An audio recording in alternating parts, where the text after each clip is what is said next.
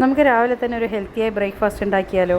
അതിനുവേണ്ടി നമുക്ക് ആവശ്യമുള്ളത് കഷ്ണങ്ങളായി നുറുക്കി വെച്ച നേന്ത്രപ്പഴം, കുറച്ച് അവിൽ, കുറച്ച് ഓട്സ്, കുറച്ച് തേങ്ങ ചിരവിയത്. ഇത് നാലും കൂടെ ഒരുമിച്ച് നമുക്കൊരു പാത്രത്തിലേക്കിട്ട് കുറച്ച് ഉപ്പ് വെള്ളം ഒഴിച്ചിട്ട് മിക്സ് ചെയ്യാം. ഉപ്പ് വെള്ളം ഒഴിക്കുമ്പോൾ നിങ്ങളൊരു കാര്യം ശ്രദ്ധിക്കാനുള്ളത്, അര ഉപ്പ് മാത്രമേ ഇടാൻ പാടുള്ളൂ.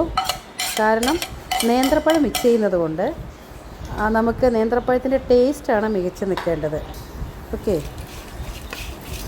വെള്ളം ഒഴിച്ച് ഒന്ന് മിക്സ് ചെയ്ത ശേഷം ഈ മിക്സ് ഒരു പാത്രം കൊണ്ട് അടച്ചു വയ്ക്കുക.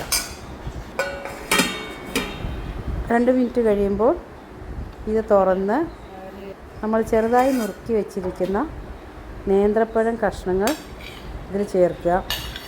ഒരു കാര്യം ശ്രദ്ധിക്കുക, നേന്ത്രപ്പഴം കഷ്ണം എത്രയും ചെറുതാക്കുന്നോ അത്രയും പുട്ട് കാണാനും ഭംഗിയുണ്ടാവും, കഴിക്കുമ്പോഴും നമുക്ക് രുചികരമായി തോന്നാം.